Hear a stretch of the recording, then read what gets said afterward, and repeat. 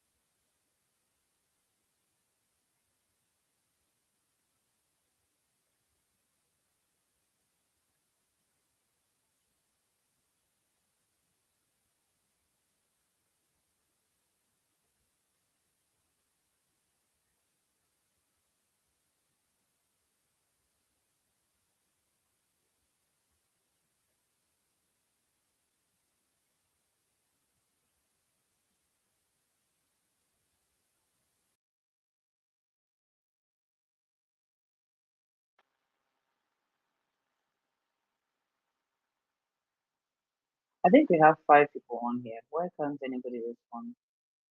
AU has joined. Okay.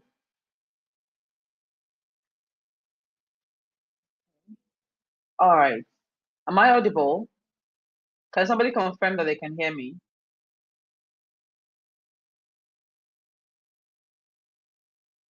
Yeah. Need someone to confirm in the comments that they can hear me because Mamudima just typed that she can't hear me. So I need someone to confirm if they can hear me. Okay. So, all right. Thank you, Elizabeth. Thank you. Elizabeth says I'm audible now. All right. Welcome. Welcome. I hope we've had a fantastic time from our last session. And today we're going to be having an amazing person. He's backstage, but I'll be bringing him up shortly. So I hope you guys are ready. Today we are going to be having an amazing moderator. I'm saying moderator, pardon me. So we're going to have an amazing person in the house to take us on the live mentorship session. I know that the other ones have been very insightful. Zero.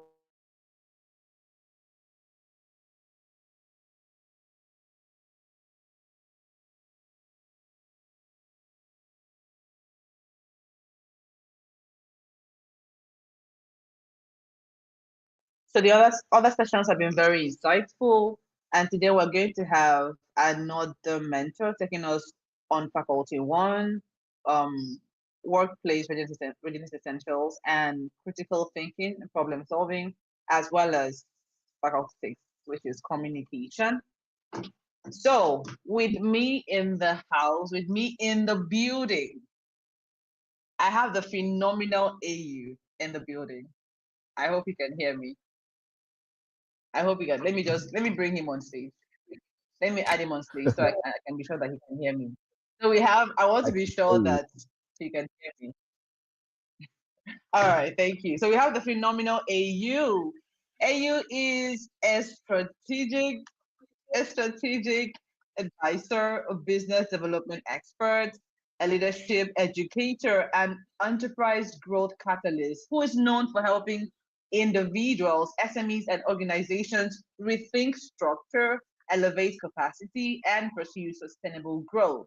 He draws from a rich multidisciplinary background spanning business strategy and development, Renowned for building agile, scalable business structures, he offers frameworks such as Casper, STEPS, and value-focused strategic models adopted by SMEs and corporate teams, enterprise and organizational structuring, and works with companies to refine internal systems, improve cross-functional collaboration, and enhance operational excellence. He leads consulting and training programs that strengthen sales, marketing, performance management, and organizational alignment. He's also adept at leadership development and personal mastery, a speaker at conferences, corporate retreats, youth focused platforms, and faith based ecosystems.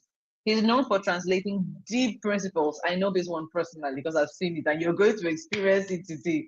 He is known for translating deep principles into relatable, actionable pathways for personal and organizational transformation. Also, in communication, influence, and thought leadership, he delivers high impact keynotes recognized for their clarity, narrative power, and strategic depth. He integrates frameworks like Pearl. He taught me this framework. I didn't know about it before. Pearl, perspective, essence, alignment, resilience, and legacy to sharpen leadership and personal growth conversations. And then for training, consulting, and program design. He designs and delivers training on business growth, sales agility, enterprise systems, leadership transformation, and SME acceleration. Ladies and gentlemen, if your hands are not too busy, and even if they are, I want you to put them together and give a virtual ovation to the phenomenal AU who keeps walking the pathway of champions and leading champions. So I'm now going to fade into the background and let you have the stage. Welcome. Hey everybody, I hope you can hear me. Before you run, I'll just confirm that you can hear me, and then I'll let you go. Can you hear me? No, I don't think you're audible. I can't hear you. I I can't be heard. Can No, anyone you're hear me? not. It's can somebody Okay. can somebody confirm that they can hear him? Can you guys hear him? Can anybody hear me? Let me confirm from them if they can hear you. So I know if it's my network. Somebody please Okay. confirm for me. Can you hear him? Yeah, someone says they can hear me. Oh yes, All yes, right. yes. So We can if hear. Yeah, we you can can hear send you. me We if can hear you. you can Yes, hear please me. go Let me ahead. see. Give me a thumbs up if you can hear me. Give me a clap, a thumbs up. I'm also monitoring the YouTube dashboard, so I could also see comments as well. Give me a thumbs up. Give me a clap. Let me know that you can hear me for the next 30 seconds. All right. I want to be sure that I can be heard across board. And let me start by saying I am deeply, deeply honored to be here. It's been a long time coming. Shifts here, trying to get an alignment of dates and schedule, but here we are today. Glory be to God. All right. So thank you. And please, somebody, before I start, please help me celebrate our convener, the driver, and the force behind the Talk Queen Academy, and of course the CREP initiative. Please put your hands together all over this place, and let's don't let me feel welcome. Let's show how much we appreciate Nita. Come on, let's go ahead all over the dashboard. I want to see the hands going up. I'm looking at you right now. All right. So the academy says, guys, let's make him feel welcome. No, I'm saying let's appreciate Anita. Let's go ahead and just clap. Come on, everyone. I can see that. Well done. Well done. Don't make me start calling out names now. Well done. All right. Well done. Well done, everyone. Thank you so much. And Anita, thank you for having me. And I'll be jumping right into the session. I understand we're starting a few minutes behind time, so I want to make the most of it. All right, so good evening, good morning, good afternoon, good evening, wherever it is that you're joining me from. It's a few minutes leading to 6 in my neck of the wood, and I'm deeply honored and glad to be here. I'm going to be sharing my screen in a second. All right. Okay, so I'm going to be sharing my screen in a second.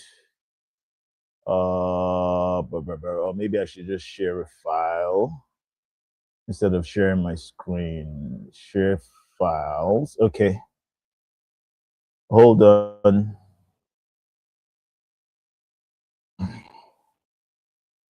I'm going to be with you in a bit. I'm uploading my file, and It's gonna be all ready soon. All right, all right, all right. I'm seeing all the salutations. Let's go ahead. Let's go ahead. Let's go ahead. I'm seeing all the salutations. Let's go ahead. Um, all right, my slides are uploading, so keep celebrating. I don't know how many people are online, but I need you. I need to see those claps. I need to see those whatever you want to put up, any emoji, whatever you anything you want to put up. But let me know. Let me know. I see my favorite guy in the world, right? Epic Made Tuber 279, my favorite guy in the world, and is joining me right there. Thank you so much. Thank you so much. All right, all right. We're halfway to uploading my slides, and I'm going to be starting off in a bit. But can somebody tell me in one word how all the sessions have been? Somebody, just one word, the best word that describes how all the sessions have been. I mean, 30 days of being unrejectable, 30 days of literally being the most recognizable, 30 days of transformation. How has the journey been? And I need just one word from somebody who's been here. One word. Somebody says explosive. Wow. Somebody says explosive. I want to hear from someone else. All right. So one person says explosive. It can't just be one person that's had such a phenomenal experience. Can I hear from others? I need to hear from others. All right. Someone says impactful. Amazing. Amazing. Amazing. Impactful. Okay. What else? What else? What else? What else? I want to hear how it has been. All right. I've not been a part of it. I'm coming in. I have an idea of what it is. But no, no, no, no, no, no, no, no. Amen. Amen. I believe that's what you are. I want to hear one word. I can see you clapping, but I want one word that best describes how the experience has been. And I'm sure it's been a very remarkable experience. Okay. A very, very remarkable experience. One word that best describes it.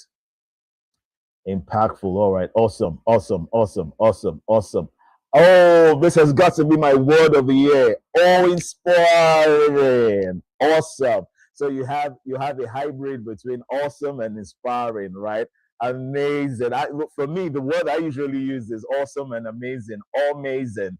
Okay. Awesome. This is great. This is great. User friendly. Mm. I'm seeing the comments before they come up. User friendly. Amazing. Amazing. Amazing. Well, guess what, guys? I think that um let me see now.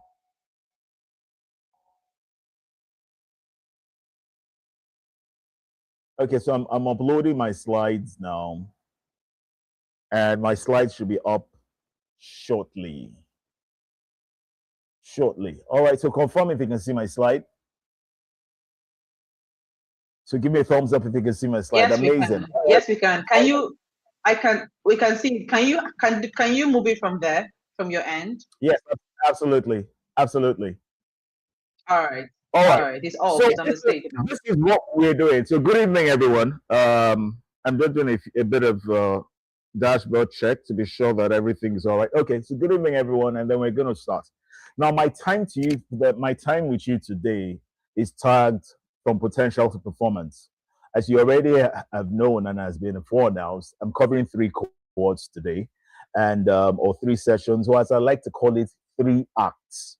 And cumulatively bringing everything together, I'm targeting this from potential to performance.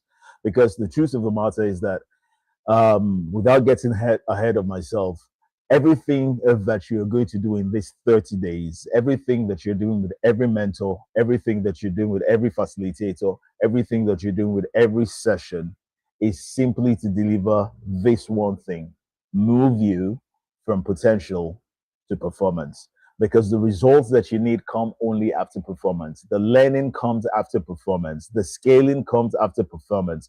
The experience comes after performance. The career wisdom, as we call it, comes after performance. Every single thing that you need, all right, comes after performance. So we're going to get into it. Anita's already done an amazing job of my introduction, so I'm not going to go into it. By the way, that's not me on the screen. That's AI, right? And that's really not me. That guy is not half as handsome as I am. But I mean, if you believe that, then you believe anything. All right, so I'll just let that rest. That's up to you. But now I want us to start for real, for real. So this is what we're going to do. I like one word questions, right? So in one word, now that you know the theme of my conversation with you today, from potential to performance, I want in one word to describe what your expectation is before we start. One word, quickly. And I want to have at least 5 people just quickly jump on the comment section. And please, I need us to be extremely reactive. One of the major issues with the workplace these days is that we don't have people that are awakened.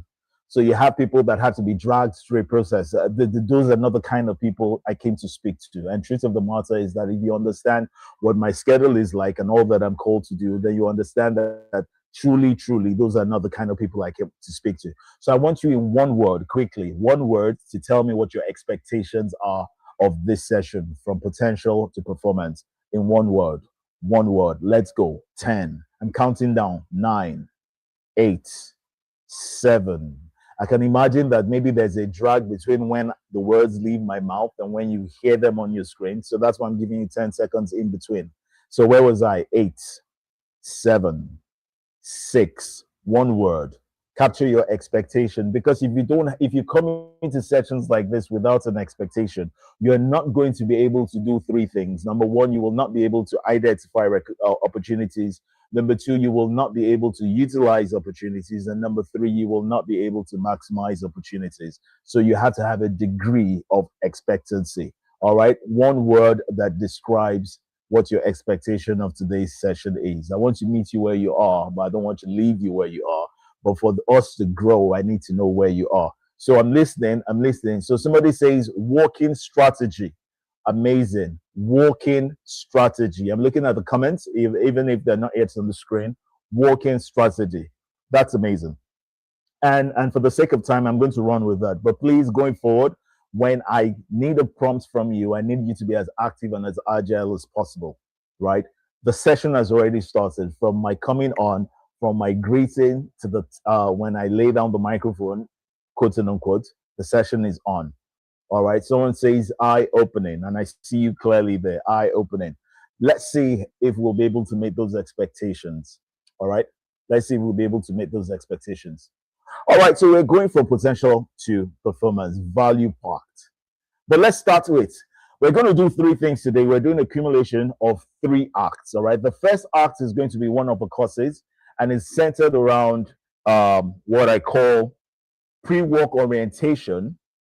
And the second one is going to be about critical thinking, which is very essential in your career readiness. And the third will be around communication. Now, the part with communication, yes, I'm going to give you a probably very different view of communication from what you are probably expecting or what you want.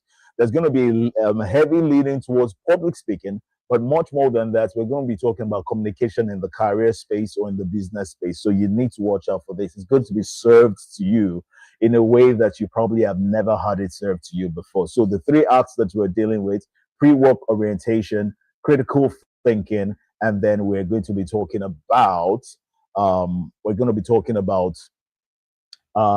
communication as a whole. All right, so let's start with Act 1, pre-work orientation and mindset. And really, we just want to get you ready for the workplace. And this is where I start. All right, this is the very beginning. Now, there are a few things that I need to reset in your mind, and there are a few things I need to reframe in your mind, if you like. This is very, very important. Number one, please, whatever it is that you know, listen to me, guys. Let me tell you something. One of the things I learned very early in my career is that whatever it is that I knew before I got into the labor force, or I got into the workforce, or I got into my industry or into my career, whatever I knew was not going to help me where I was. In other words, what got me here wasn't going to take me there. And please, you need to understand that. So it doesn't matter how gifted you are. I salute you. I celebrate you. It doesn't matter how talented you've been, the kind of grades you've had. Awesome, fantastic. They qualify you for a level of consideration, but they do not necessarily qualify you for performance. Note that your degrees will qualify you for selection and qualification, but they do not, listen to me and hear me real good, they do not qualify you for performance. All right, so you are required to have a new operating system that will deliver career success to you. Please, I need you to understand that. So whatever excuses you've heard, whatever habits you've had, whatever entitlements you've had, jettison it, let it go. It's not going to take you forward. It's not going to help you. All right. So please note that. Understand that. And I also want you to understand that the workplace is a value economy. The workplace is a value economy. The workplace is not about emotions. The workplace is not about feelings. The workplace is not even necessarily about rights and privileges. The workplace is transactional. It's a value economy. Please understand that the workplace does not owe you anything. You know, many people come with the conception that if I have good grades and I graduate, I will get a job. And once I get a job, there's certain things and privileges that should come to me. Permit my French. You will have to forgive me. BS. Oh, I don't think you heard me, right? BS. BS. Right. So it's not going to work. The workplace doesn't owe you a job. The workplace, ladies and gentlemen, doesn't owe you growth. The workplace doesn't owe you recognition. I need you to understand that. Another thing that you have to understand about the value economy is that you are paid for the value you bring. Not your presence, not your potential, not your story, not your desire, not your prayer points, not your wishes, not your proclivities. You are paid for the value that you bring. Initially, you will be paid for the value that you promise. Thereafter, you are paid for the value that you bring. Note that.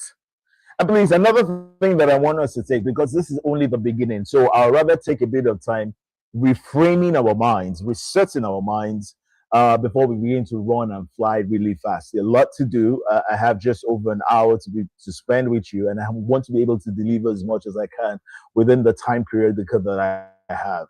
Now, note this, guys. Value is measured by results. Value is measured by results.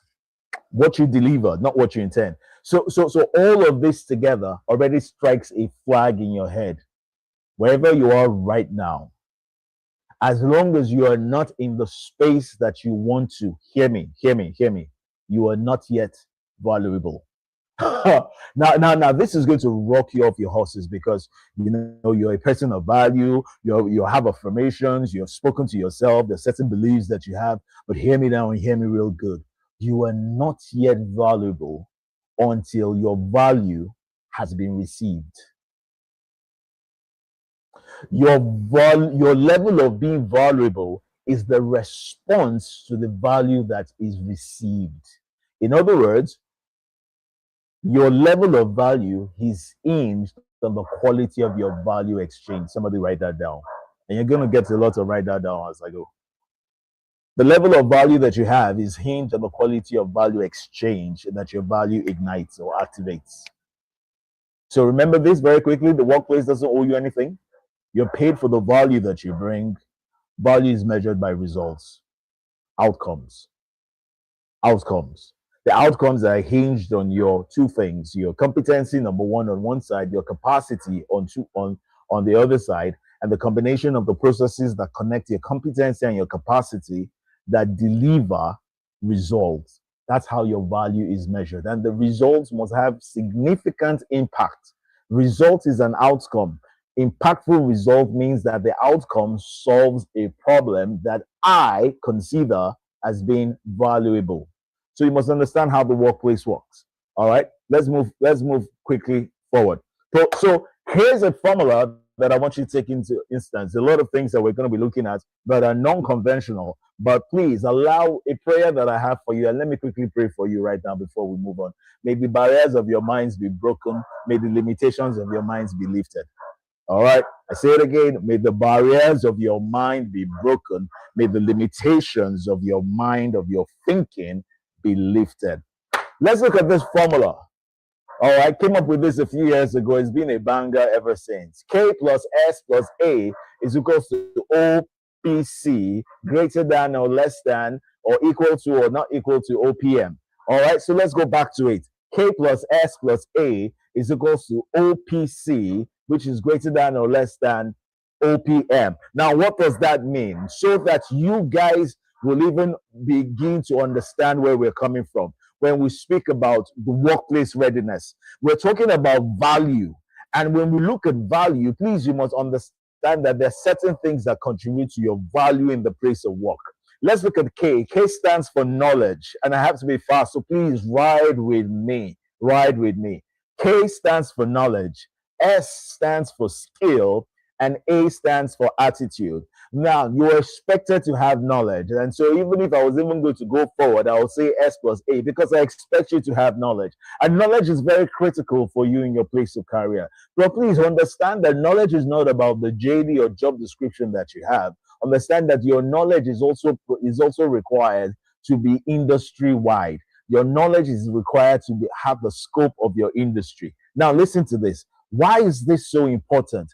Because do you not understand that if your systems work in systems, we operate in a world of systems, and your thinking has to be systematic.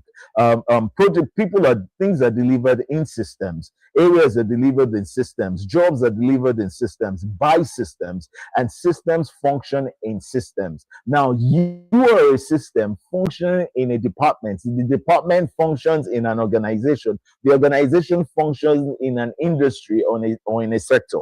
So when you have that understanding, okay, when you have that understanding that this is how systems work, then your knowledge cannot be limited to your organization or to your desk. Your knowledge cannot be limited to your organization or your desk. Let me pause there a bit and talk about something that's very important. Why is all of this so important? Why is the question of value in career readiness essentials? Why is the question of value so important? I'll tell you why value is so important. Because right now, the dynamics of the workplace has changed significantly. And somebody please note this.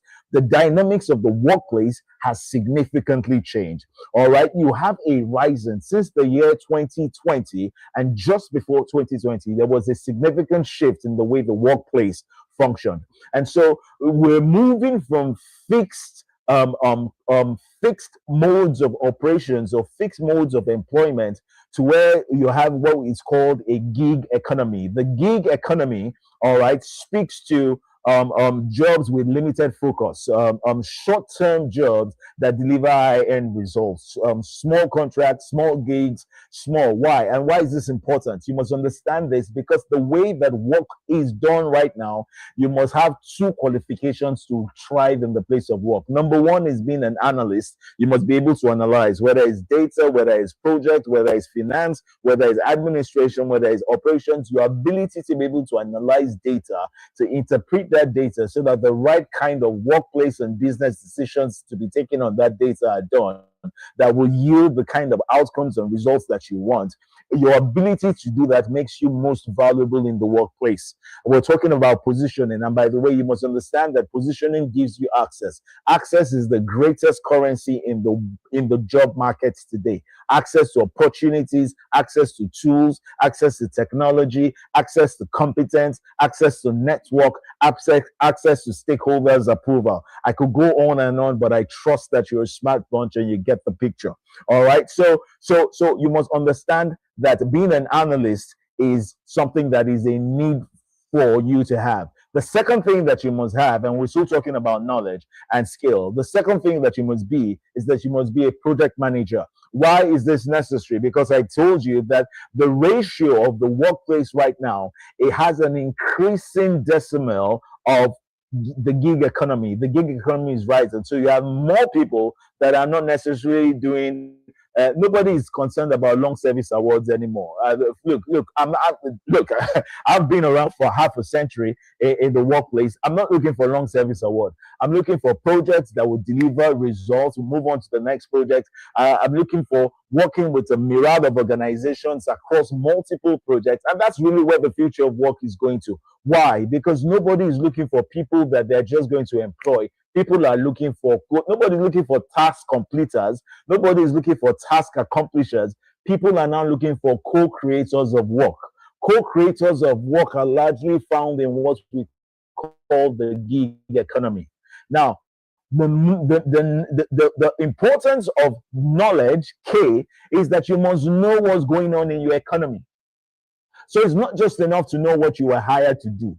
It's not just enough to know what you were contracted to do. It's not just enough to know what you were consulting to do. You must know what's happening in the industry. And by extension, you must know what's happening in the sector. And why is this important? Because don't you realize, guys, I want you to think, by the way, the only prerequisites that you have to be in this session with me is your unrestricted ability to think.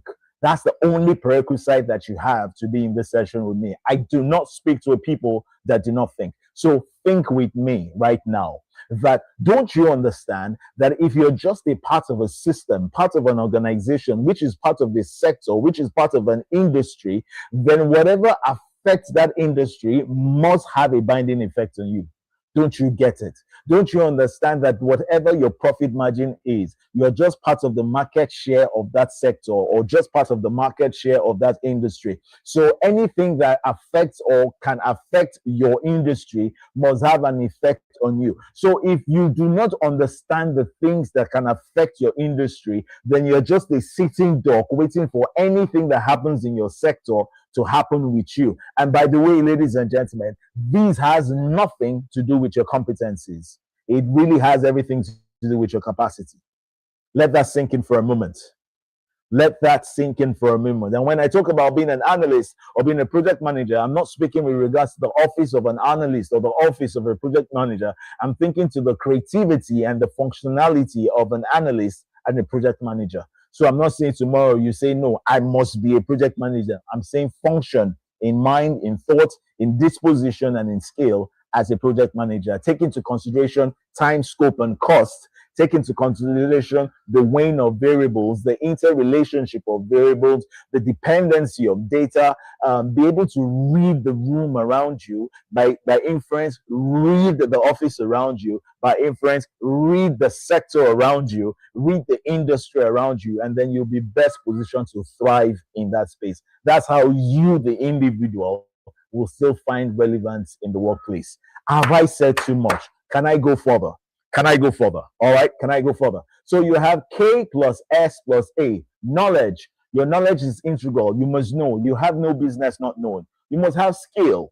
And skill is at two levels. You must have threshold skills. You must have differentiating skills. Skills will deliver, will be able to ensure that you are effectively able to operationalize what your strategic plan is. Skills are very important. You must develop capacity in skills. You must ensure that you have skills that are relevant, and we'll talk about that in a bit, that speak to the needs of the market, skills that are dynamic in nature, that help you be able to deliver on assignments and operations that bring out the outcome. All that is important. But ladies and gentlemen, it doesn't matter how much knowledge you have or how much skill you have if you deliver them with the wrong attitude. Because everything that you do in the workplace, in business, in your socialpreneurship, in whatever initiative or whatever vocation of life that you're in, everything that you do has only one objective. Listen to me. It doesn't matter whether you're a doctor, lawyer, whether you are a whatever project manager, whether you are working in a refinery or a pharmacy. It doesn't matter. You only have one objective. And you said so. Hear me now and hear me real good. The one objective is this: delivering an experience. So you deliver an experience by what you do. You deliver an experience by what you sell. You deliver an experience by your job, by what you do at your desk, on your table, out there in the field, whatever area that you're in. You deliver an experience. You can't deliver an experience with the wrong attitude. I say that again. You can't deliver a right experience with the wrong attitude. And so if you have great knowledge and you have great skill, but serve it with a terrible attitude, what you're going to do is that you will be determining OPC, other people's consideration of you. So the way that they receive you will determine their consideration of you. Note that. So your knowledge plus your skill plus your attitude will determine what OPC is, other people's consideration of you. And if you don't get other people's consideration of you right, if they don't have the right consideration of who you are in the workplace, if your bosses don't think that don't have the right consideration of you because you have knowledge, you don't have skill, or even if you have the right attitude but you don't have knowledge, if you are missing in all these three areas, what happens is that it will affect the placement, your placement with other people's consideration, OPC. And that will determine how much of OPM or OPV, other people's money or other people's value that you get. Please understand that we'll go further with this, but please understand that this describes what you need to know. Trust me, hear me. If I had to say nothing else, what I've done with this formula for you is enough to set you on fire and ensure you have a really rich career, even as I've had. K plus S plus A is equal to OPC, which ultimately determines positive correlated or negatively correlated OPM, or if you like, OPV. Can I go further? And so, crafted from that, if I was to put knowledge as a sacrosanct because you must know, if I was to put knowledge as a sacrosanct because you must know, then here's the thing. I will come up with what I call the employability equation. Employability equation is the interlink or the relationship between skill, attitude, and output. And you need all of these three to be able to become indispensable. You need all of these three to become indispensable. Let's talk about that for a while. All right. So your value in the workplace, again, like I said, is not determined by a single factor. And I've already done that when I explained that. But I want this to sink in because many times this is where we get it wrong. And I want to be able to, it's my responsibility via platforms like this, many as they are, to ensure that we set these things right with you. And so again, for further understanding, your skills speaks to your technical competencies, your knowledge base, and your learned abilities is a foundation. You have to be careful about what you can do. But there's a level that is higher than what you can do, and it's called how you can do what you can do. Your attitude speaks to your mindset, your work ethic, your adaptability, which is very critical, and your professional disposition. It is your enhancer or your multiplier. So your attitude is a multiplier that multiplies what you can do. And so by what you can do, right, it's not just enough. So we know you're good, but how good are you? And so when you have at one level what you do, at the second level how you do it, at the third level, which is accumulation or a mix of what you do and how you do it, then it becomes who you are. Who you are is when all of a sudden we are no longer looking for somebody to head a team. We are looking for Nkem, because Nkem is the one. Leadership is known by name. So there are places that don't look for someone to come and consult for them. They're not looking for someone who's good at this. They're looking for Aniekan Usoroh. And that's the level, by the way, that you need to get to. So that when something needs to be done in your organization or in the space that you are, they don't look for who can, they look for you by name. But let me not get distracted there. All right. So you have, so you have attitude, your mindset, your work ethic, your adaptability, and professional disposition. You have your output, which are the tangible results you get by the application of your attitude and your skills, your deliverables, your measurable impact, and your ability to communicate them. Note that. In other words, it's proof of what you can do. Your output is proof of what you can do. So whilst there's a point you may believe the promise of what you can do, at a certain point, we will want to be able to no longer eagerly await the manifestation of what you can do. We now want to eagerly receive the output of what you can do. And so you must understand that this is something that is very, very critical, very, very critical. And I hope everybody's getting something at this point. I really have to run. And run fast at it. Let's talk about some workplace myth. Workplace myth, as I said earlier, the first one, let's say myth number one, there are a number of them. I'm only going to deal with two because of time. The workplace myth, first one says, my degree guarantees me a job. Your degree could qualify you, it could get you selected, but the guarantee of a job is your performance on that job, because getting an offer letter is not you getting the job. Getting the job done is you getting a job. So your degree opens doors, but your skill, attitude, and output determine if you stay and grow. Let's look at myth number 2. Very importantly, myth number 2 says hard work alone leads to promotion. I wish I could help you with this one, but it's so not true. So the reality is that there's something called strategic visibility. It's not eye service. Don't get me wrong. There's something called strategic visibility. In the course of the time that we have today, we will deal with it. And when you have strategic visibility, you have measurable results, you have continuous improvement or Kaizen, it drives your career advancement. It positions you and gives you access to opportunities. And then, because you built capacity, resilience, tenacity in the process of delivery, you now have the ability to recognize, utilize, and maximize those opportunities. That's how growth happens in the workplace. I want you understanding that if you don't grow, it's not because village people are after you. As a matter of fact, if you don't grow, you are the village people are actually ashamed of you if you don't grow. So instead of village people coming after you, they're actually ashamed of you if you don't grow. And your growth is not just by chance or by happenstance. Your growth is systematically arrived at. I hope somebody got that one. So let's talk about the work model, right? Let's talk about work model. So before we talk about the work model, let's talk about, I want us to look again at this myth versus reality and understand what work is, what really work is. What do I need to be at work? How do I deliver, systematically grow at work? And so we're going to be looking at the work model. And the work model, I do a lot of frameworks, I do a lot of models, as you've been told already. So you're going to get a couple of them in the time that we have together, all right? So you have the work model. The work model speaks to, let's use the spelling of work, W-O-R-K, all right?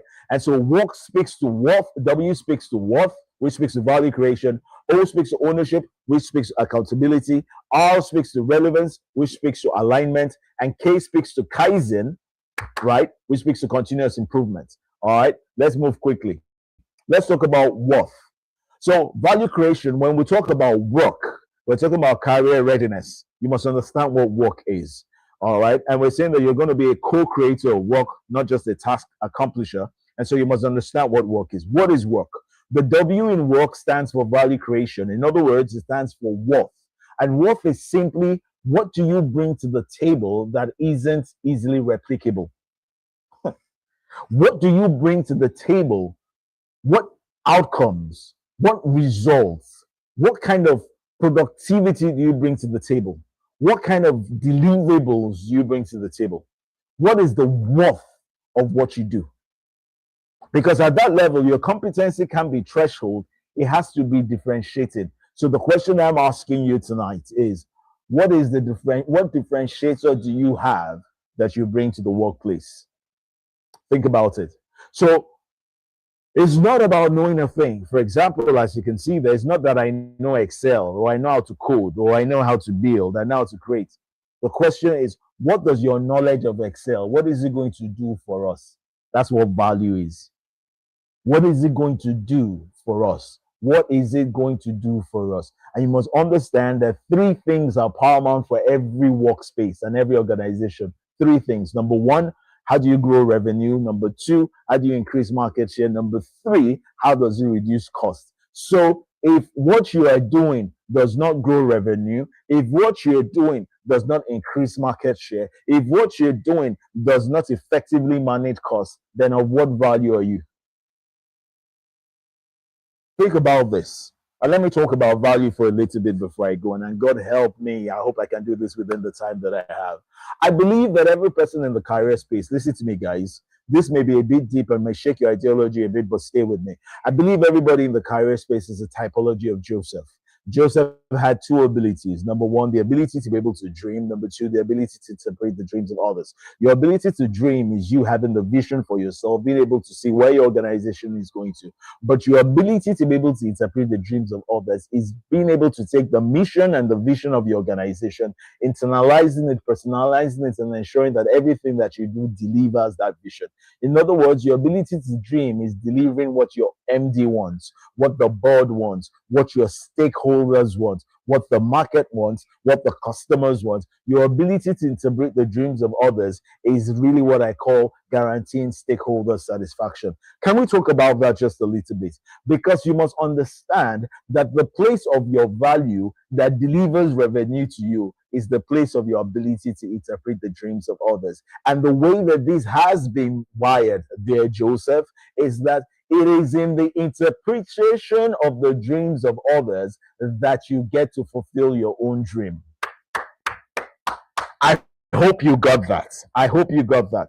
It is in the interpretation of the dreams of others that you get to fulfill your own dream. So you must understand what value is. You must understand the place of value. You must understand what it means to be able to what worth you're bringing to the table. Work is essentially about worth. It is not about activity, it's about productivity. And if you're not being productive, you're only burning and churning up resources. That's a capital crime.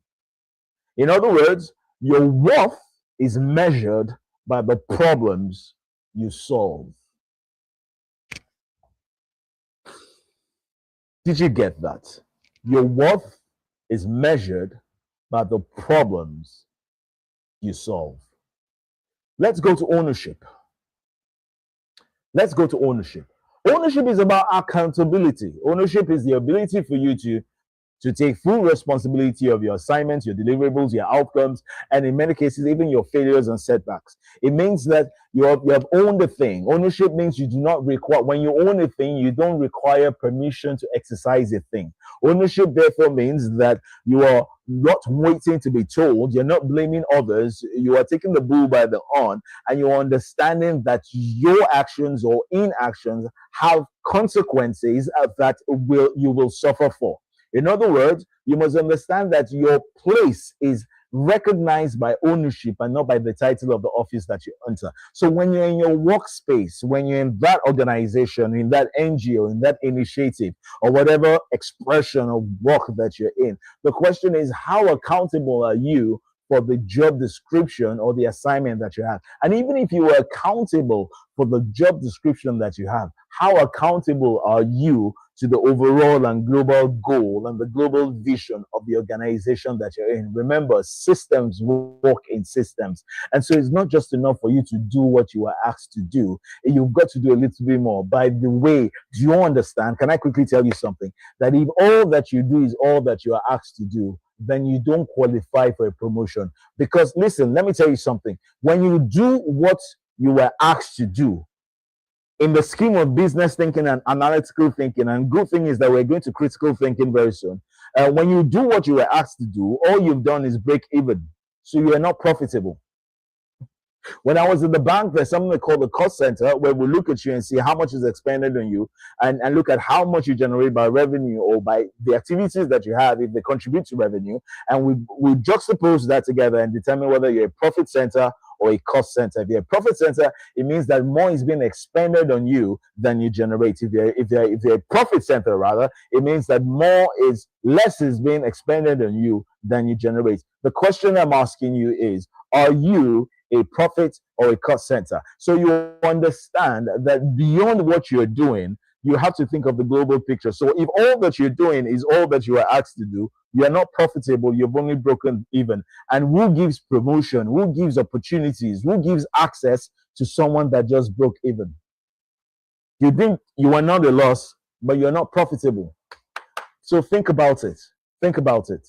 Like I said, the only prerequisite that you have to be in this session is your unrestrained, unhindered, unhinged, unimpeded ability to think. Can we go further? Can we go further? All right. So we've done W, worth. We've just talked about ownership, which speaks accountability. Can we talk about relevance?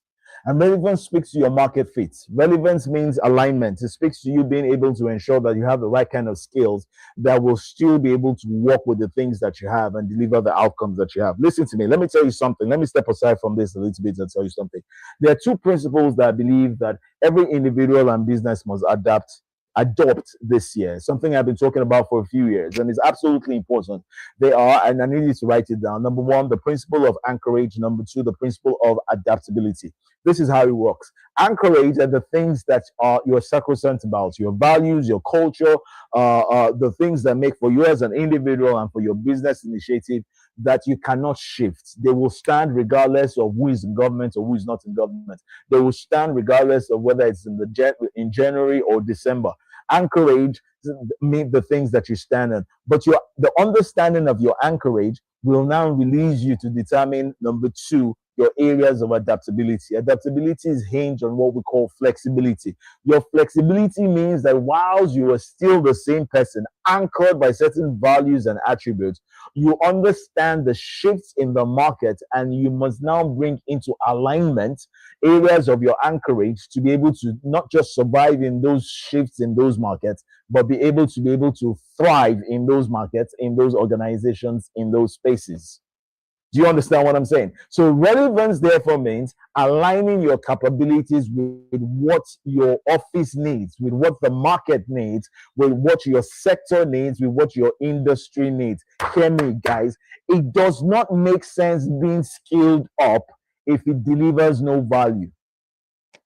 So at the heart of everything that we're talking about is value delivery. So you must understand that even though you have one assignment as an organization, one vision as an organization, you will have many assignments that deliver that vision. Even though you have one vision as a person, you will have many assignments that will help you deliver that vision. And so your ability to be able to read the room and know how to be able to step into one assignment and the next assignment is your area of adaptability hinged on flexibility that ensures that you are not rigid, that ensures that you not only utilize opportunity, but your adaptability allows you to be able to evolve and to maximize opportunities. In other words, think of what you need to do to deliver the outcomes that matter. And I hope somebody is writing that down. I hope somebody is writing that down. All right, I'm looking at the time. My time is far spent, and we haven't even really taken off. You're still fastening your seatbelt. I've not even served the in-air entertainment yet. Can we quickly talk about K? Whilst we're still on the work model, let's talk about K quickly. All right, so we're looking about K is about Kaizen, continuous improvement. Please commit to, and I'm not going to spend a lot of time here, but please suffice to say, commit to learning something new every opportunity that you have.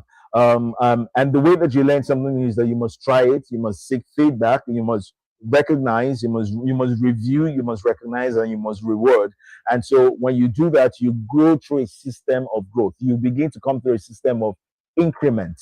Your increment over time, you begin to find adaptable ways to now go from growth to exponentiality. It's very important. I don't have the time to delve into it, but please understand that I need you on a regular basis, regardless of where you are now, to seek to improve yourself consistently. Let me tell you something. The person, listen to me. I'm an organizational growth architect, a business development consultant, a speaker, soon to be an author, a writer, a man of many parts.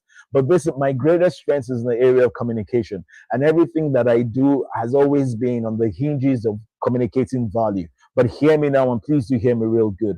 Every time that I interact with someone who isn't improving themselves consistently, it's very clear to me.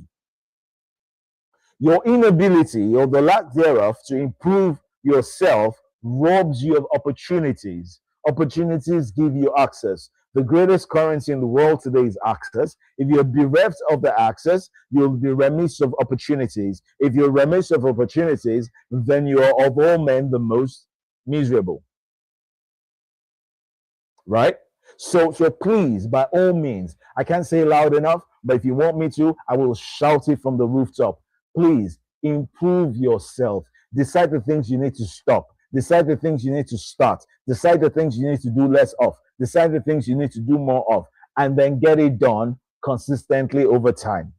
It's not just a decision to do, it's the consistency that delivers the results. So get it done. Make it a lifestyle so that you can do it. Learn what works for you. Pace yourself. At the same time, learn to stretch yourself. So when you read, study, and practice, and let me tell you something. You can't only function, I've said this before, you can't only function at the level of your job description. Your job description is basic. It's just what got you. It's just what we need you to do. It's just what we want you to do. But what we need you to do is what accelerates us and takes us to the next level. Your job description just gets us over the line. We don't need to be over the line. Truly, when you get your job description done, you shouldn't get an award. You're being paid for it. You shouldn't get a consideration for promotion. You've already been paid for it. When you do more than your job description, we will come from knowing more about your job description, which comes from reading and studying and improving yourself in areas that are more than your job description.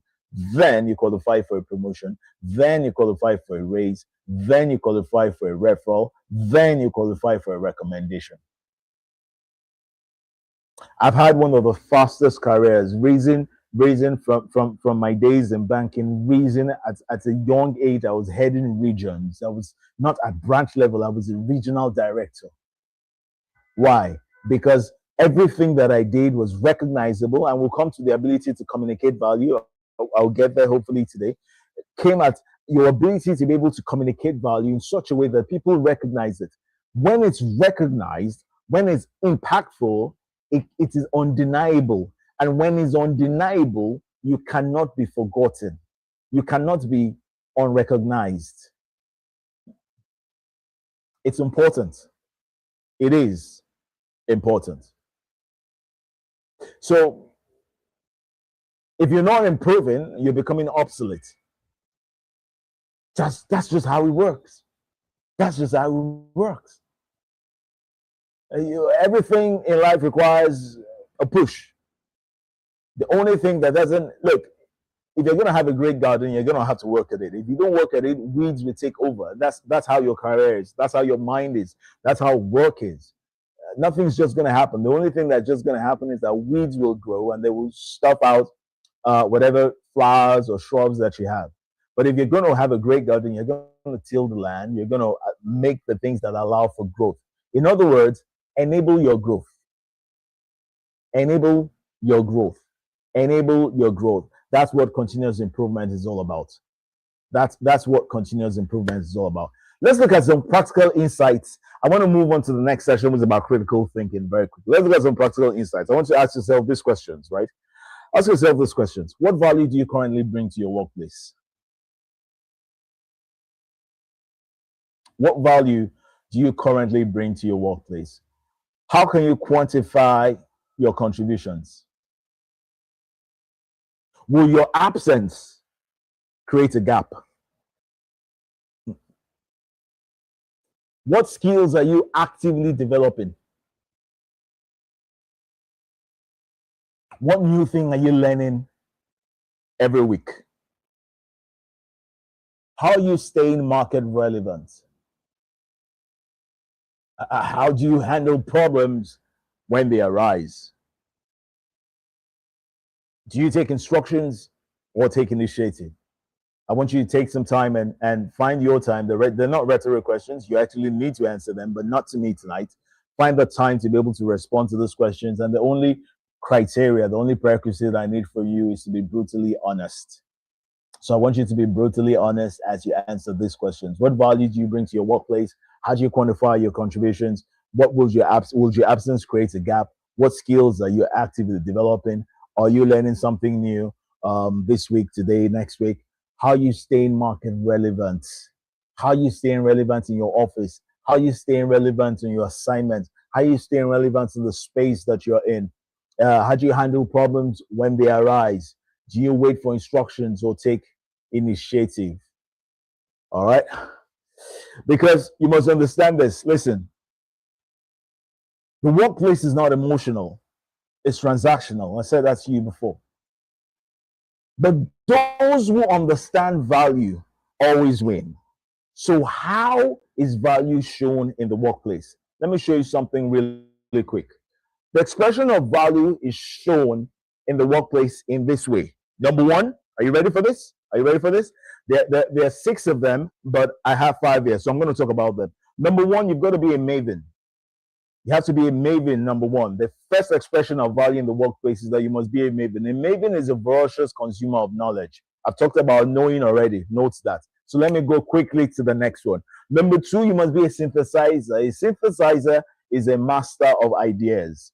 A synthesizer is a master of ideas. Here's the word: you must be able to generate ideas out of every situation. So if you see a problem, there must be something that you must take out of it, because every problem must serve to teach you everything.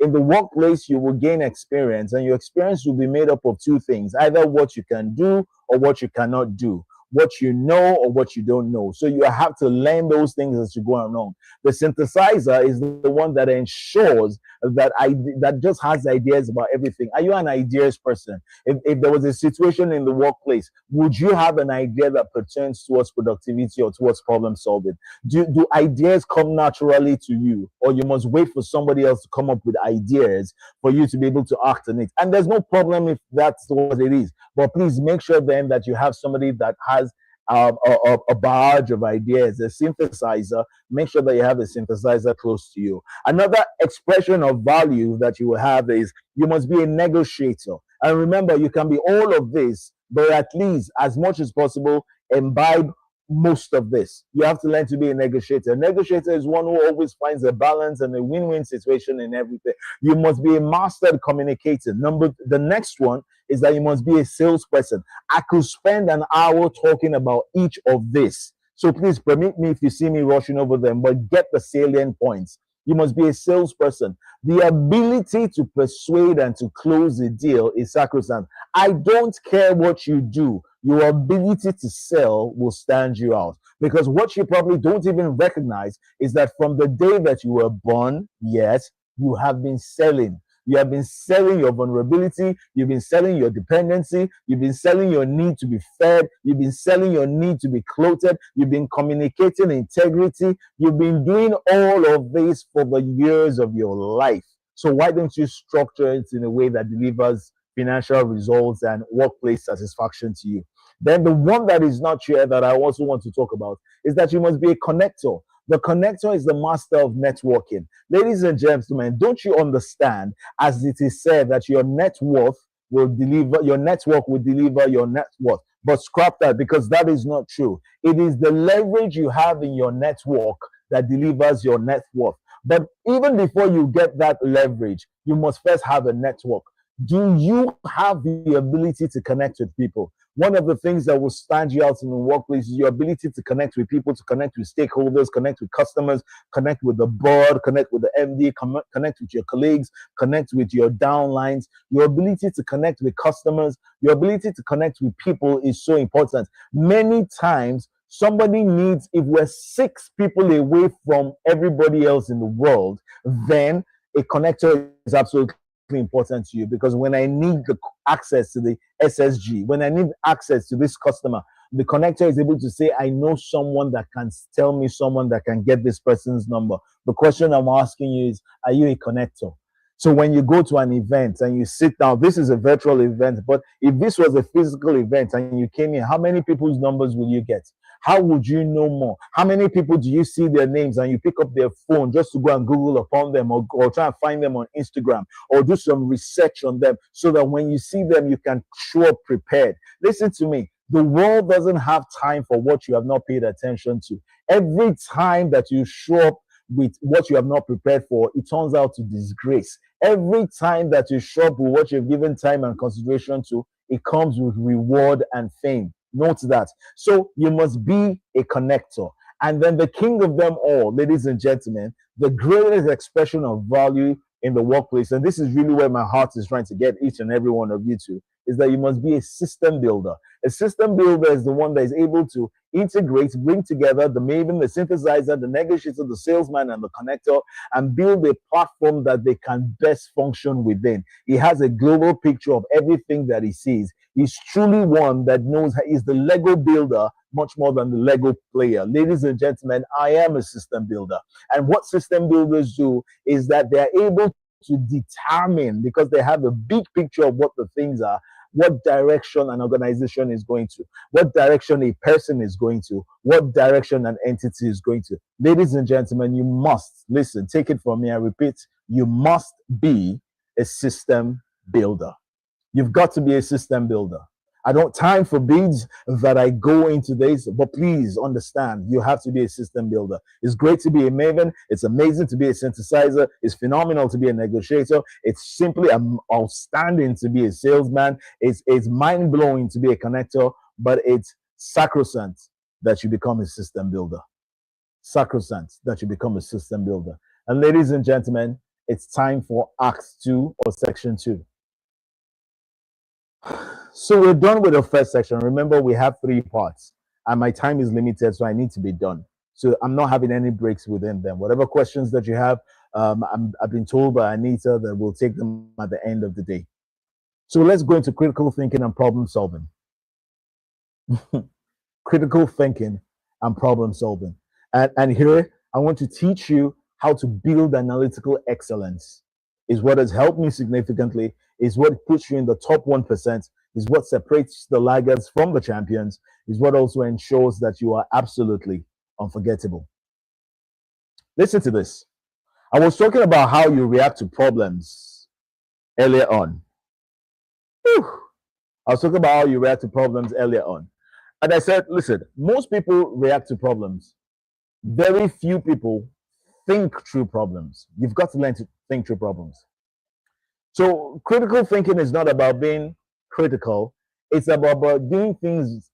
It's about breaking things so much that your error margin is significantly reduced. In other words, it's about being accurate.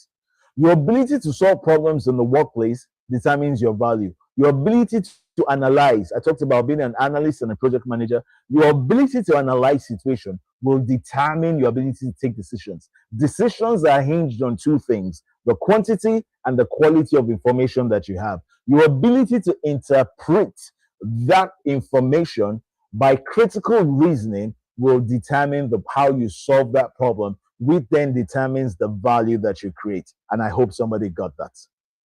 All right. I hope somebody got that. So what is critical thinking? Critical thinking is structured thinking. Critical thinking is logical and evidence-based. Critical thinking is objective and unbiased. In other words, analytic and systematic. Critical thinking is reflective and self-aware. It's solution-oriented. It's open to new information. Remember, the quantity and quality of information that you have is necessary and important to critical thinking. But I don't just want you to stop there. I want us to now interrogate what I call the think model. So we're going to take the letters of the word think again as we did with work, and then we're going to run through it. And if I was to take it in 3 massive columns, the THINK will speak to trigger, hypothesis, insight, navigate, and keeping score. Let's go through that very quickly. What does the T, trigger, the first letter, stand for? You have to be able to define a problem. Many times, look, listen, I work with a lot of people. I don't just work with individuals, I work with a lot of corporates. And even when I was in employment, I was working with people as well. And I realized that a lot of people really do not know how to define a problem. They don't know how to. They see a problem is so seemingly overwhelming, it's big, and then they attack it. How can you approach a problem without first understanding what the problem is? How do you know what to use to deal with that problem? So your quote unquote, your solution to solving a problem, therefore now becomes a monumental problem of itself, just because you failed to define the initial problem. So when you understand the problem, when something is not working, you've got to ask yourself why. Why is it not working? And we'll talk about the 5 why steps shortly. But this is what I want you to understand. All right. This is what I want you to understand. And Anita, please, you have to let me know how many minutes I have left. If I have none, so that I know what to do with the time that I have left. But I need to run fast. So if you guys want me to go on, please say yes in the comment section. If you want me to go on, say yes. Otherwise, I'm going to take a pause. Frankly speaking, I've done enough to tell you well done. Good night. But if you want me to go further, say yes. I'm going to count down 10, 9, 8, 7. I want to see the yeses. 6, 5, 4. All right, so I'm getting a yes, yes, yes, yes. You guys, I thought you would say you've had enough. I thought you would say you have enough. Okay, so all right, so let's shoot. Okay, so we're talking about problem definition, right? So a poorly defined problem produces a poor solution.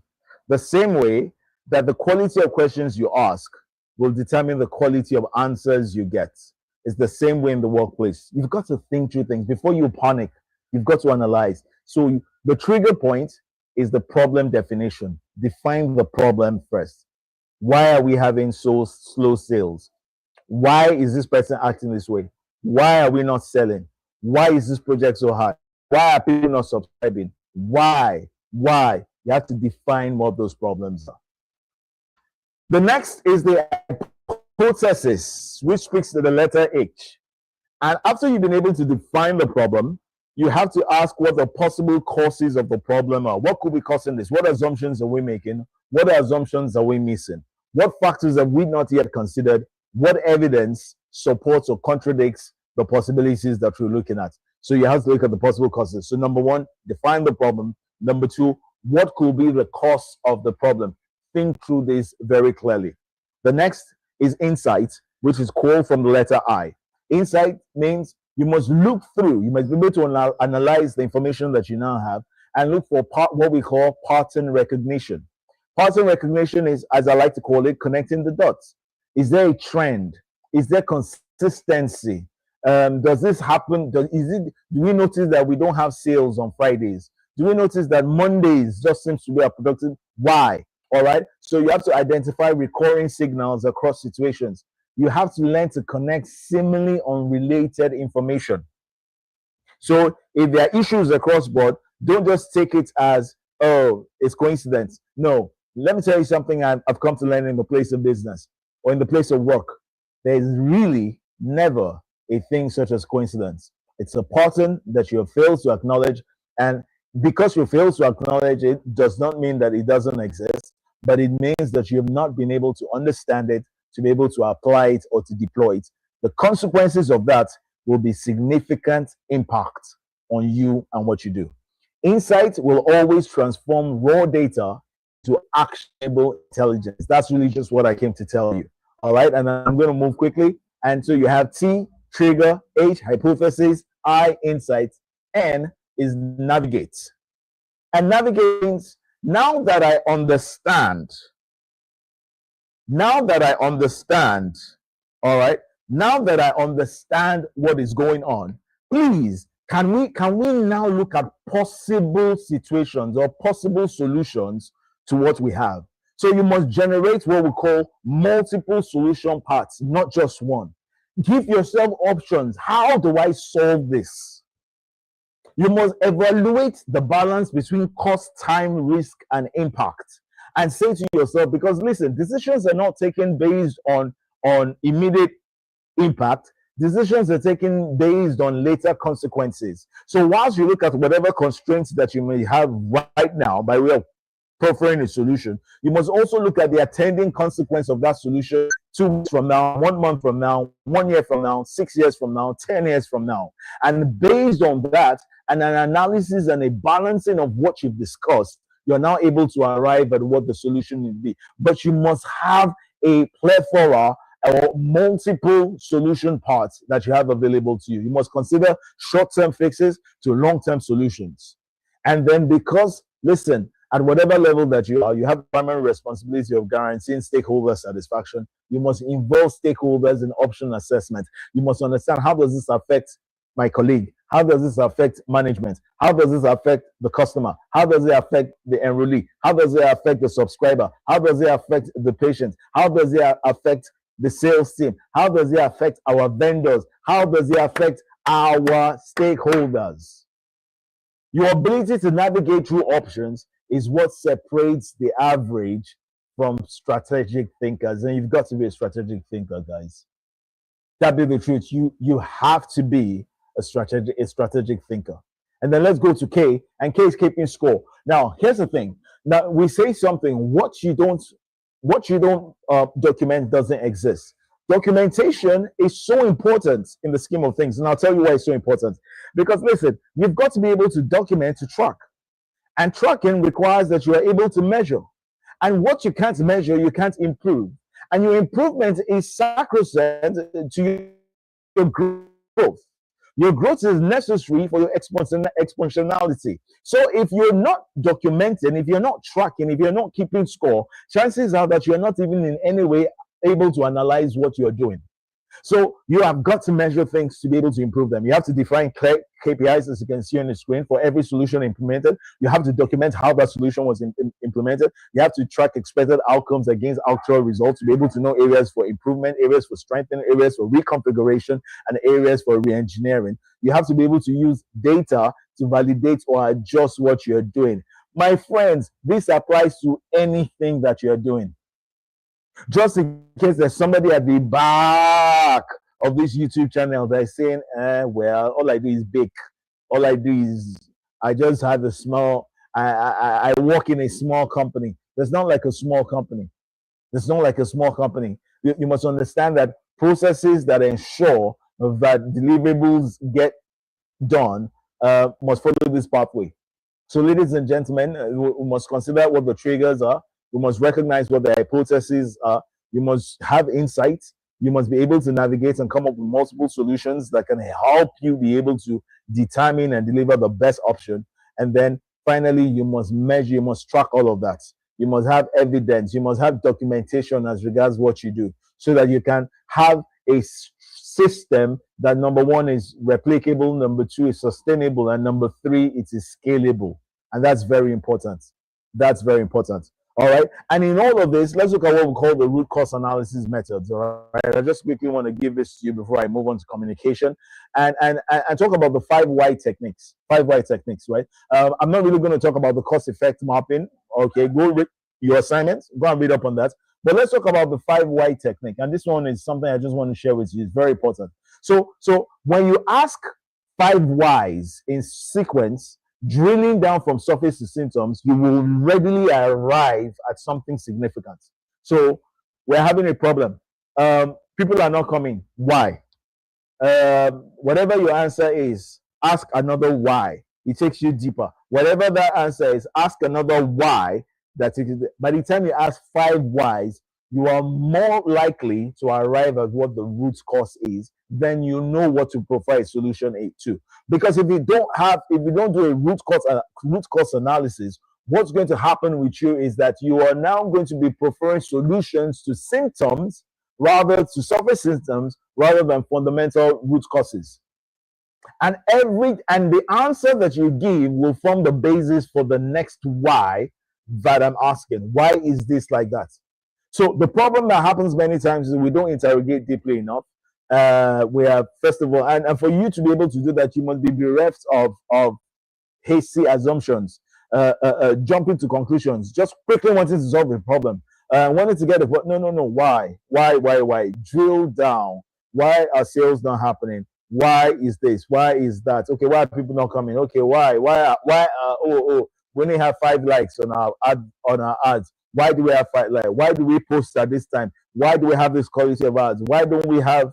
By the time you ask the questions, right, you will get the answers. By the time you ask the questions 5, ask, ask, seek, and knock, right? Matthew 7:7, isn't it? You'll get the answers. And so ensure at all times that in your critical reasoning, in your thinking, you're able to get to the root cause. Let me say this before let me say this before I go. One of the things that I've learned in the place of work, I talked about how we're no longer in, the ratio of the gig economy is increasing, and the gig economy has to do with projects and short-term work and short-term employment, and they're very rewarding. And nobody's winning long service awards anymore. The gig economy is rising, and one of the things about the gig economy is that your expertise is required, your professionalism is in demand. The level of excellence that you have to deliver, you don't have the time to grow it over, someone that is doing a regular 9 to 5 and all of that, or how employment used to be in days of old. So basically, you cannot afford to guess. It doesn't matter what level that you're working on. Somebody is dependent on what you're doing to get their own job done. They can't depend on guesswork. You've got to be able to investigate, validate, and you have to be able to execute. You have to be able to execute. So it's not about guesswork. It's not about guesswork. Now let's run to the last leg of our session, and I hope everybody's having a good time. And this is home for me. We're going to be talking about communication and presentation mastery, but the way that I'm going to do it is I'm going to be speaking to the sub-theme, influence through clarity. I'm going to be speaking to influence through clarity. I want to lean heavily on public speaking, and so you'll forgive me. I'm a public speaker amongst other things, but I'll lean heavily on public speaking. But please, this does not in any way restricted to public speaking. It goes to your writing. It goes to every degree of exchange that you have. But I want us now to apply everything that we have learned up to this point. Let's critically reason as I'm beginning to round up this session. So let's go. Listen to this. Communication is not optional. It's the bridge between, like I like to say, between competence and recognition. Your ideas are only as powerful as your ability to communicate them. So it means that it doesn't matter what you have up here. It doesn't matter what you've thought of, dear synthesizer. It doesn't matter what you've been able to put together. Your ability to communicate them, to transfer value is is golden to you. So in the workplace, silence is not golden. Silence is invisible. And what's invisible cannot be seen. And woe betide you if your value cannot be seen. Because the presence of your value is what goes into the consideration of your value with regards to decision makers with reference to opportunities and openings. Do you get it? So you are the best thing that is yet to happen, but nobody knows yet. In the same vein, the best thinkers, the best mentally creative people who have all that they have in the warmth of their minds, but haven't transferred it to the terrains of reality, get overlooked. Ladies and gentlemen, I don't want you to get overlooked. I don't want you to get overlooked. But I want you to think about this. The communication of value versus the value of communication, which literally captures what I just talked about. So you have to understand how important communication is. You have to understand why communication is of high value. And what makes this communication of high value is the value that you're communicating.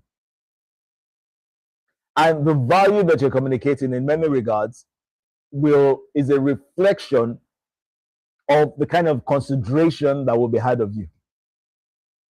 So let's look quickly at the power of communication as I begin to wind down. Leadership. Communication helps influence decisions and inspire action. Communication builds trust and aligns teams, and you have that under collaboration. Communication, as I said earlier, turns ideas into measurable results. Communication is powerful. And so the principles of communication, and you've got to take this. First of all, the structure, there's purpose and engagement, there's authority. Please just note that. But this is really 3 things I want you to pay attention to. I said I was going to lean heavily towards public speaking, but really I'm speaking generally about communication. Please understand this. Public speaking or communication is value exchange. It's not just about talking. It's not just about writing. It's not just about recording. It's not just about it's. I'm also going to talk about communication in the workplace. It's transferring value clearly and effectively. Anytime that value is not transferred, communication has failed. Do you even understand why you're communicating? So I believe as a communicator and as a certified one at that, I believe that the truth of the matter is that a lot of people don't even understand why they communicate. I learned many years ago, and I've said this for close to 2 decades now, that if you ever have a message for the world, and you can juxtapose that to your workplace, your family, or whatever, if you ever have a message, then pay attention to how that message will be delivered. Your ability to recognize how powerful communication is, your reverence of communication will determine how well you communicate. It's about the transference of value in such a way that ignites action. Let me tell you something. Every time that you speak, 3 things must happen. And I want somebody to write this down. You're not going to find it on my slides, but note this. Every time that you speak, 3 things must happen, or 3 things will happen. Number 1, you must inform, or you will inform. And that's important because the knowledge that you have, you want to transfer it. You will inform, and that's good. How you inform will in many ways inspire, and that's great. But ladies and gentlemen, the last one that I and a lot of professionals consider as most important is that you must instruct. So number 1, you must inform. Number 2, you must inspire. And number 3, you must instruct. Because the actions that come from your information that is received by inspiration and acted on by instruction is what delivers transformation or outcomes.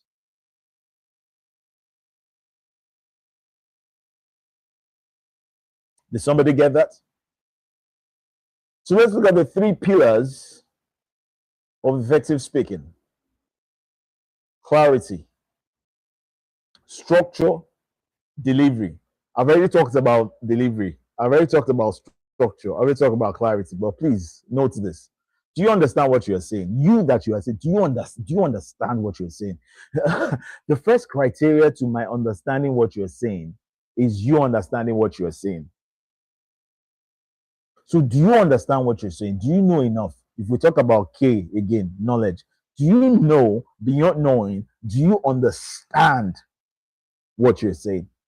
Are you organized? Are you rambled? Are you putting layer upon layer? Are you carrying on, just as I've been doing with you, carrying you from one to the other in such a way that it makes receiving possible? All right. And the structure will now determine the delivery. Is it receivable? Because it makes no sense if I do not take into cognizance what can stand in the way so I can remove, or what can impede receptibility on your part. Communication doesn't happen until it has been received. But guess what? The truth is that communication doesn't happen until it has been received and acted upon. So you must have clarity, you must have structure, you must have delivery.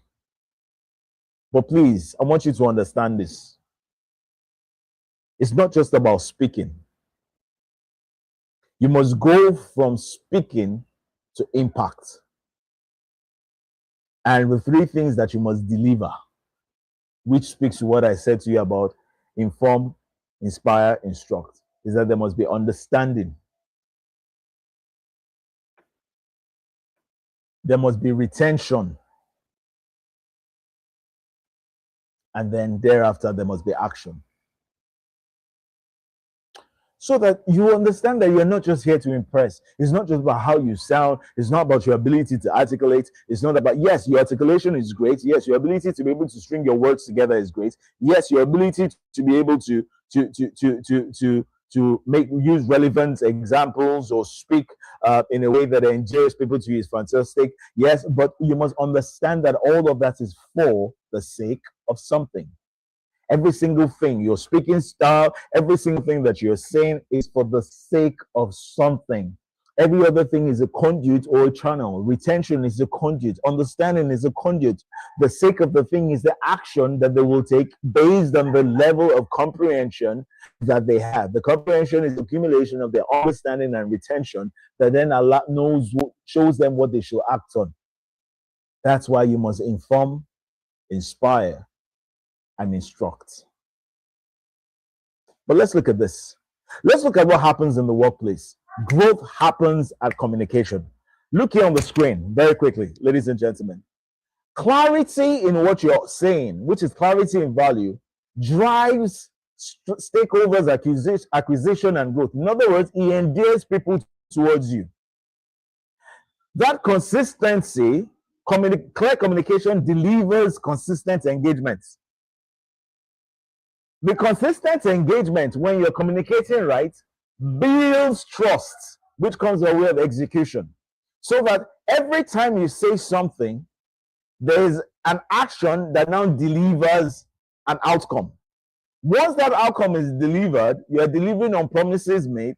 It strengthens relationships. Do you see how important communication is in the workplace? It strengthens relationships. All of a sudden, your bosses can rely on you, customers can rely on you, stakeholders can rely on you, partners can rely on you, all around people can rely on you. And once that is done, it brings your remember systems and systems, it brings your office, it brings your company in alignment with what the market needs in your sector or industry, which makes for sustainable growth. It's powerful. So you know exactly. This is why organizations spend so much on having communication consultants and ensuring that communication within the system, because you can have internal communication and external communication, and both of them must work entirely. So I'm not here to tell you, pause, stand straight, speaker, raise your voice. Yes, there's a place for that. And maybe at some other time that will be taught to you by somebody else. I'm here to let you know how communication works, not just at the level of technicality, but the level of strategy. And strategy is what delivers the outcome for you. Remember, ladies and gentlemen, that trust is built before transaction. How is trust built before transaction? Because of the weight and the depth of your communication. Clear communication builds confidence. Intentional networking creates opportunity flow. Relationship moves deals faster than processes. And then consistency, by way of your networking, now based as an outcome of your communication, signals reliability to stakeholders. And stakeholders are anybody or any entity that can affect or is affected by what you do. So I told you this was not going to be your communication session as usual. I'm not raise your voice, talk with this diction. There's the place for all of that. But can we raise our thinking?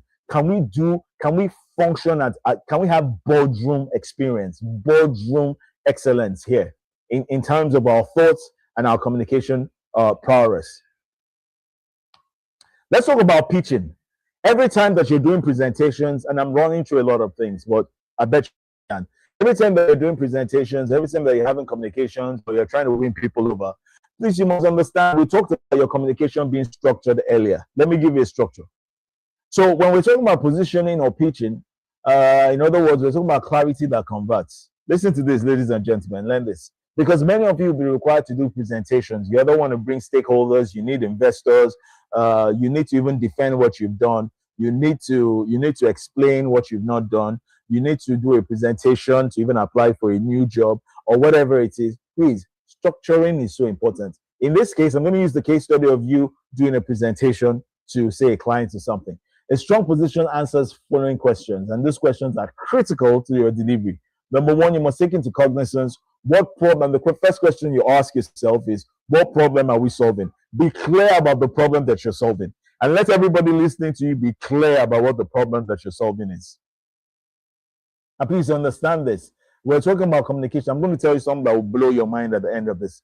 So, number one, what problem are we solving? Number two, very quickly, why it matters to the stakeholder. Because if you're solving a problem I don't care about, I'm not going to put value on it. If you're solving a problem for me that I have no regard or consideration for, it's not going to be worth much to me. And if it's not worth much to me, I'm not going to put value or consideration on you. OPC. And then the third one is the very, very important one that I said will blow your mind, because the problem is not the problem. And I like whenever I get to say that. The problem is not the problem. I dare say the problem is not the solution. The problem that you have and the responsibility that you have is ensuring and showing that you are the right person to deliver the solution. Or let me put it in a way that will sink home. The problem is not the problem. The solution is not the problem. The problem is your ability to be able to show that you are the best person to deliver the solution. Otherwise, we will get somebody else to deliver the solution. So, what problem are we solving? You must be able to communicate that, why it matters to the stakeholder, and why you are the right person. I am telling you, conversations, presentations, positionings that convert. Tried, tested. Tried and tested. I'm telling you, I'm teaching you from my speaking style that has earned tremendous results. So believe me when I share this with you. But the last one is very critical. What next? You must never leave a communication unclear as to what to do next. What do you want? You see, you're looking for impact. Impact requires action. Instruction requires a follow through. If you're not clear about instruction, remember, you're not just there to entertain. You're not there to inform, just to inform. You must inform. You're not there to inspire, just to inspire. You must inspire, but you must leave instructions. And instructions must tell what next. And once you tell what next, then there can be action. Because if the next step is unclear, then your messaging has failed. Your communication has fallen flat. Let's look at this very quickly. Sorry, 1 second. Let me just look at let's look at this very quickly. All right. When your message lacks clarity, wherever you're looking to perceive your true contribution. So when there's ambiguity, when there's vagueness, when there's how do I put this? When there's no clarity, then we don't know what to do with it. We don't know how to act. Remember, decisions are taken based on the quantity and the quality of information you have. The quality, if your message is not clear, then the information has low quality.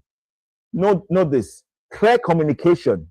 And why is this clarity important? Because clear communication is the bridge, wait for this, between your potential, all that you can be, and your recognition, or seeing all that you can be in the workplace. And those two things are very, very important. And that bridge must be connected. And so how do we bring all this together? As I close, mindset, thinking, communication, how do they converge? So you have a triad of the mindset, where we looked at the work model. We have the critical thinking that allows us to be able to break things down, identifying triggers, forming of hypotheses, extracting insights, navigating solutions, keeping score so that we can drive measurable outcomes. And then we have our ability to be able to now communicate all this work that we have done, to be able to put value forward so that people consider us not just from the point of activity, but the consideration of us is from the place of value. And so these are the things I want you to take into cognizance. Let me quickly share something with you, which I call the reality loop. And it's a performance cycle that drives continuous growth. Please understand this. Your mindset, how you think, we talked about critical mindset, shapes how you approach challenges. Your thinking determines your problem-solving quality. Very important. Action translates your decisions into measurable work. Once that work is measured, the results will provide feedback and validation, which is very important. That result reshapes mindset based on feedback, completing the loop. It's a never ending cycle, and each iteration builds momentum. Even till today, I am still building.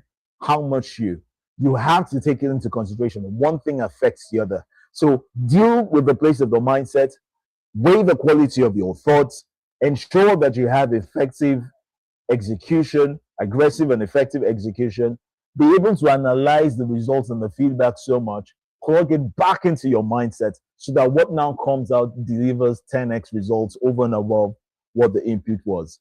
And in closing, I want you to know this, ladies and gentlemen. You're not just stepping into a workplace to survive. No, you're stepping in to co create, to compete, and to dominate. So step forward with intention, lead with value, make your presence undeniable in every room that you enter, in every room. And how are you going to do that? From today, I want you to commit over the next 90 days. What value are you going to create? What problem will you solve that others avoid? How will you learn to communicate your impact? All right, because listen to this, guys. In the marketplace, those who think clearly, act intentionally, and communicate powerfully will never be ignored. Take that from me. And ladies and gentlemen, I'm done. Nitere, over to you. Thank you, everyone. Thank you so much.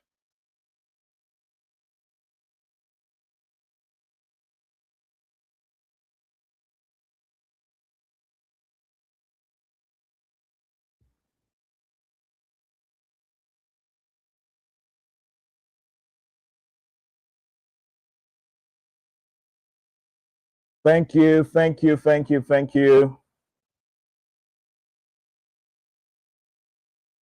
All right. So, Anita, are you there?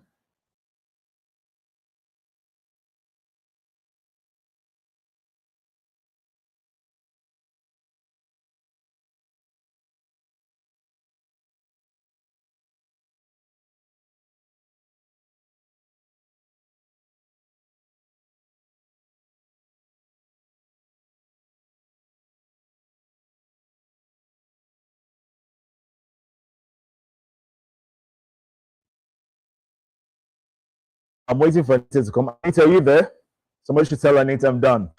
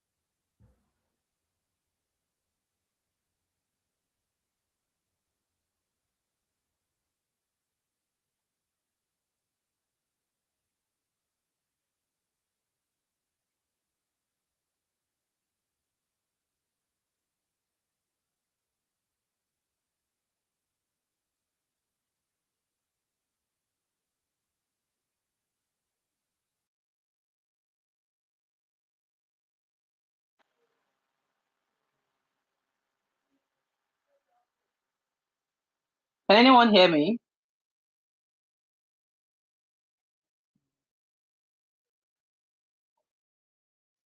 Hello?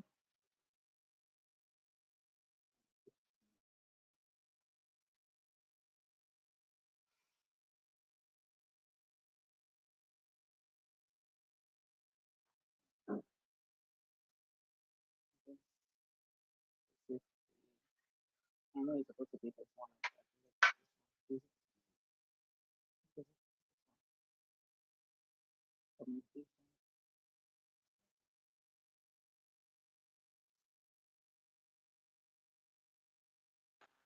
Okay, okay, okay.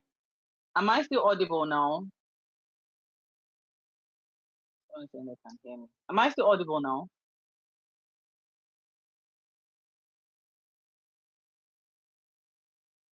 All right, thank you so much.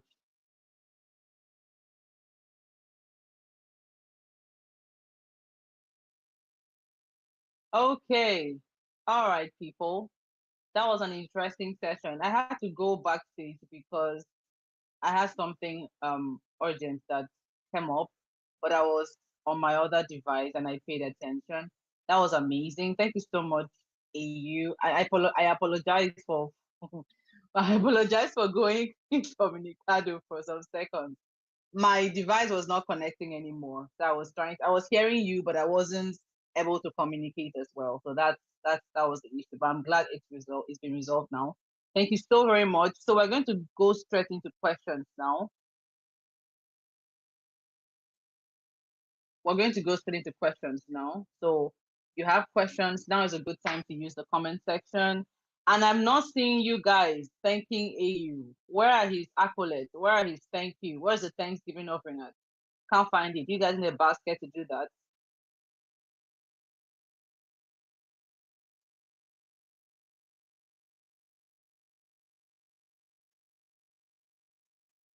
All right, it's coming in now. So we are saying thank you so very much. Thank you so very much for coming. Thank you so very much for sharing such value with us. And let me highlight some of the comments so he can see for himself. I have to bring you back on stage, sir. And Mojima says, when I said that today's session would be eye-opening, I did not understand the depth of what I wrote. Yep, that is AU for you. He is full of surprises like that. You can't get enough of him. He comes one time and you think you've seen it all, and then he comes again and you realize you haven't even scratched the surface of the surface. Thank you so much. Thank you so very much. That's amazing. Thank you, Amen. Thank you so much, Amen. So, do we have any questions? Do we have any questions? Do you have any part you would like for him to shed more light on?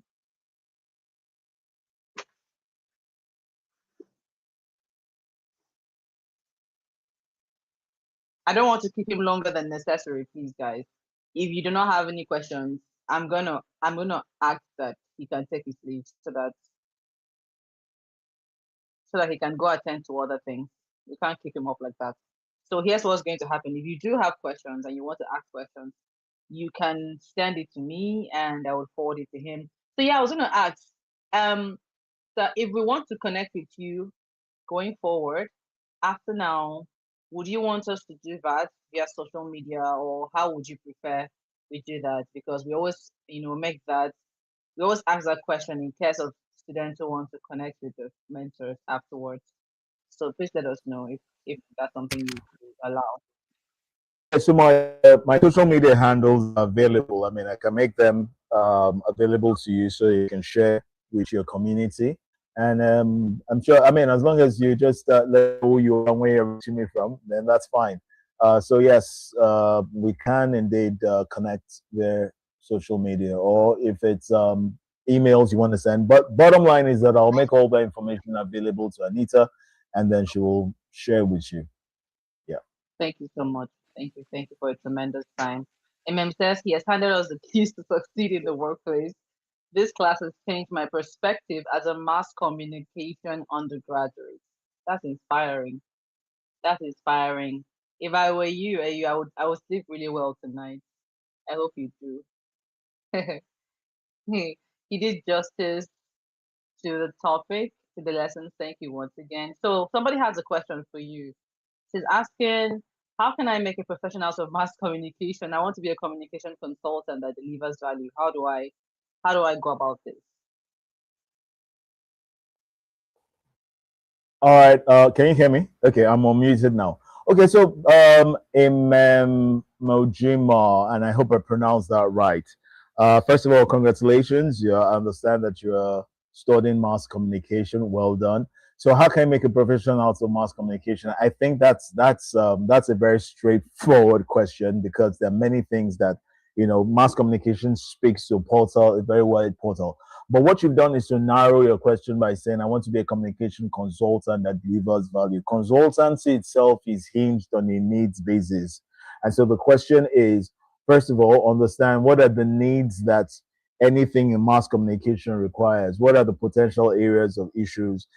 And then if you're like me, what will the issues be in the next 5 years? And you begin to prepare towards that, because many people sometimes I've come to learn don't even know what their problems are. They just know they're not functioning optimally, or they don't even know they need something. But because you have a deep enough, if you're a maven, if you're a synthesizer, and all those five expressions of value that I said, if you think deeply, you'll be able to create solutions to even problems that seemingly don't exist. Why? Because you've analyzed the situation currently, you've benchmarked it across different sects and areas, and then you're able to now say, okay, this is what the future holds. And then you're now building solutions for everybody in the mass communication space right now for the future. That's how you're going to thrive. If you're looking to be able to meet current problems, then you're going to be one in a billion people, and there will be no differentiator for you. So, if you want to be a communication consultant that delivers value, you must able to first of all understand what the needs of the organization is, understand what the global vision of, say, organizations, individuals may be, and how what you and find out what you can do for them that will connect the dots between where they are and where they ought to be. And really, that's the work that you have to do. And once you let them know, and then you find a way to be able to communicate that as we do, and then once they see that their eyes light up, and then you can come into some congruence of ideas or some sorts of contract or agreement with them and be able to deliver that value to them. But please understand that it always starts from the place of a problem. And so, what are the problems of now and the problems of the future? And then therein, you'll be able to find a solution. And once you found that solution, please craft a system around it that enables you to deliver that solution with an experience that is unforgettable. Remember, you're in the business of delivering an experience. You are in the business of delivering an experience. And so that's how, in a nutshell, you can be successful at that. Obviously, you will need mentorship. Obviously, you will need to do quite a bit of opening up, a bit of insight, deep understanding. You need to work with a couple of frameworks as such as Casper that speaks to clarity, alignment, strategy, planning, execution, and results, and quite a bit along that. But you're in the right place for even being clear about what you want to do, and for us to connect the dots. That's what I've just shared with you. I hope that provides some satisfactory answer to you. Amen. I believe it was the man that asked the question. Over to you, Anita. All right. Thank you so much. Thank you so much, AU. That was very, very detailed. I mean, I hope that answers your question. Does that answer your question? Am I audible? Yes, you are. Yes, you are. I hope All right. at Thank you. least. Yeah, I don't know Yeah. if you're audible on YouTube. Yeah. If I'm audible to you, I'm sure I'm audible to everybody. You can speak for us all. So thank you so much. Um, you say, AU, really, thank you. Thank you. Now it's my turn to do my own heartfelt speech. So let me tell you guys I something I haven't said to any other of the mentors that have come on here. When I had the when I decided that we were going to do this, right?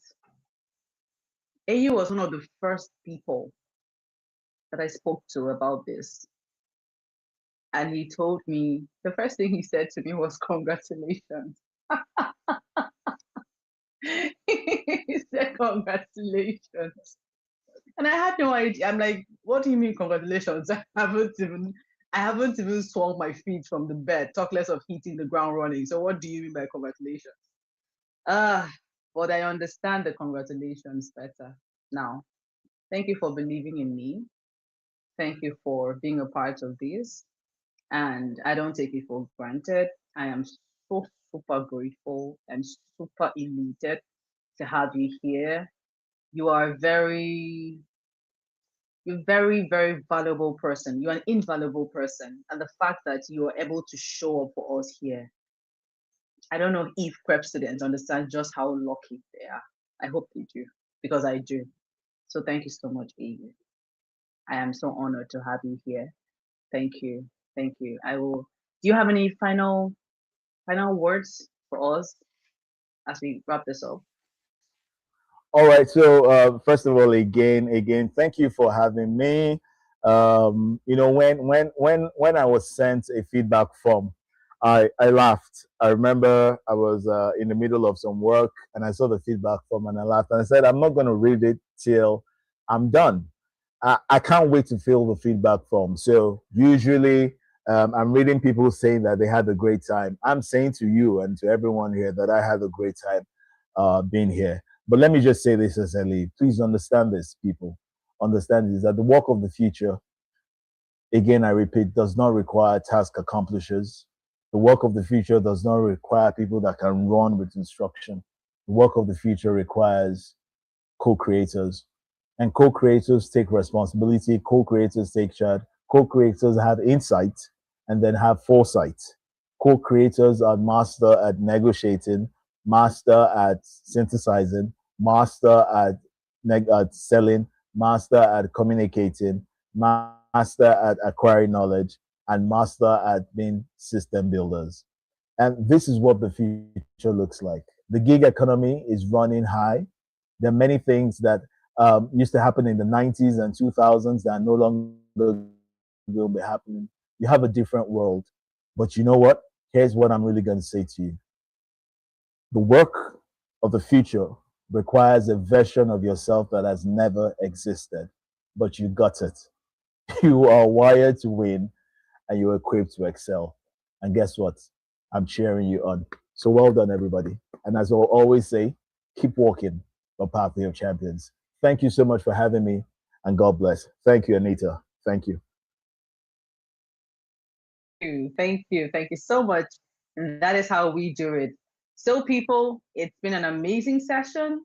And if you can hear me, we have come to the end of this session and we are going to call this a wrap. Thank you so much for your time and do have a wonderful rest of the day or night, wherever you are watching from. Bye.